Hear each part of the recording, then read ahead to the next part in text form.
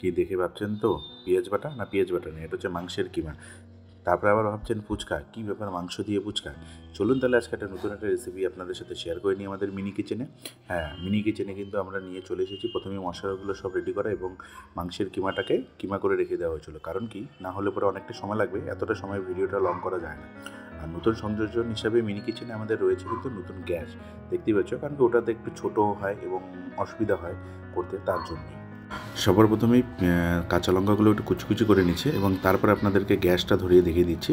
এটা কিন্তু খুব সুন্দর একটা, ঠিক আছে, এটা আউটডোরের জন্য একটা ভালো সুন্দর 2-4 জন মিলে যদি গোটা ছোটো একটা পিকনিক করতে চান, তাহলে পরেও এই গ্যাসটা নিয়ে কিন্তু পিকনিক করা খুব সহজেই হয়ে যাবে।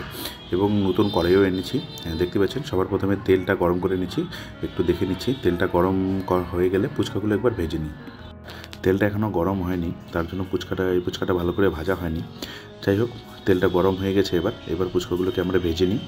আচ্ছা, ফুচকার ভিতরে সম্ভবত সবাই আলু দিয়েই খেয়েছো, কিন্তু আমরা এবার দেবো হচ্ছে চিকেনটা যে কিমা করে রেখেছিলাম, তার জন্যই রাখা হয়েছিল। কারণ কি, এটা একটা আমরা নতুন একটা রেসিপি একটু টেস্ট করছি, চিকেন ফুচকা। সবার প্রথমে তেলের মধ্যে জিরা এবং তারপরে পেঁয়াজ, কুচি করা পেঁয়াজ, আদা, এগুলো সব দিয়ে এটাকে একটু লাল লাল করে ভেজে নেব প্রথমে, ঠিক আছে। যখনই একটু মোটামুটি লাল লাল করে ভাজা হয়ে যাবে, তারপরে এর মধ্যে আমরা দিয়ে দেব বিভিন্ন রকম মশলাগুলো, যেমন মনে করুন লবণ, জিরা, হলুদ, কাশ্মীরি লঙ্কার গুঁড়ো। যার যেরকমভাবে টেস্ট হয়েছে সে সেরকমভাবে মশলাগুলো ইউজ করতে পারবেন, কোনো অসুবিধা নেই। নিজের স্বাদ মতন মশলাগুলো দিয়ে নিয়ে প্রথমে পেঁয়াজটাকে আরেকটু ভেজে নেব। যখনই মোটামুটি লাল লাল হয়ে আসবে, মানে পেঁয়াজের মধ্যে তেলগুলো চলে আসবে, তখনই আমরা মাংসের যে কিমা করে রেখেছিলাম সেই মাংসের কিমাটাকে দিয়ে ভালো করে নাড়িয়ে চাড়িয়ে নিব, ঠিক আছে। সুন্দর করে প্রথমে অল্প অল্প করে দিয়ে নাড়িয়ে চাড়িয়ে নিতে হবে, নাহলে পরে মাংসটা দলা বেঁধে যাচ্ছিলো।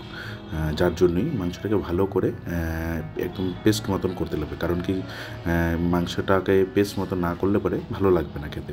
আর মাংসটা যেহেতু কিমা করা হয়েছে, দেখতেই পাচ্ছ খুব সুন্দর একটা কালার চলে এসেছে। তারপরে ধনিয়া পাতা দিয়ে এবং কাঁচা লঙ্কা দিয়ে আমরা সেটাকে গার্নিশ করে নিলাম। এরপর পালা হচ্ছে ফুচকাগুলোকে সুন্দর করে ভেঙে তার মধ্যে যে চিকেনটার স্টাফিংটা বানিয়েছিলাম সেটাকে আস্তে আস্তে করে ভরে টেস্ট করা। জানি না কেমন লাগলো আপনাদের, ঠিক আছে, তবে অবশ্যই একবার বানিয়ে খেয়ে দেখবেন, খুব ভালো লেগেছিলো। এবং আমরা তো এটার পরবর্তীতে আমরা একটা খাদ্য উৎসবে এই চিকেন ফুচকা দিয়ে দোকানও দিয়েছিলাম।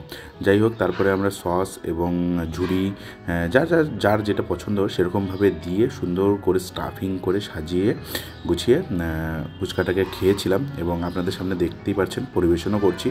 যাই হোক, ফুচকাটা কেমন লাগলো, ফুচকা রেসিপিটা যদি ভালো লেগে থাকে অবশ্যই একটা লাইক, শেয়ার, কমেন্ট করে দিবেন। আর প্রত্যেকবার আমার ওয়াইফই ভয়েস দেয়, তো যাই হোক, সে একটু কাজের ব্যস্ততার কারণে সে ভয়েস ওভার দিতে পারলো না। যাই হোক, তার জন্যই ভয়েস ওভারটা আমি দিলাম। তো যদি কোনো রকম কোনো উল্টাপাল্টা কথা বা ভুল কথা হয়ে থাকে ক্ষমা করে দিবেন। তো ফুচকা রেসিপিটা কেমন লাগলো অবশ্যই জানাবেন। যদি ভালো লেগে থাকে লাইক, শেয়ার, কমেন্ট অবশ্যই করে দিবেন, কারণ কি আপনাদের একটা লাইক, শেয়ার, কমেন্টে আমরা পরবর্তীতে উৎসাহ পাই ভিডিও করার জন্য। ধন্যবাদ।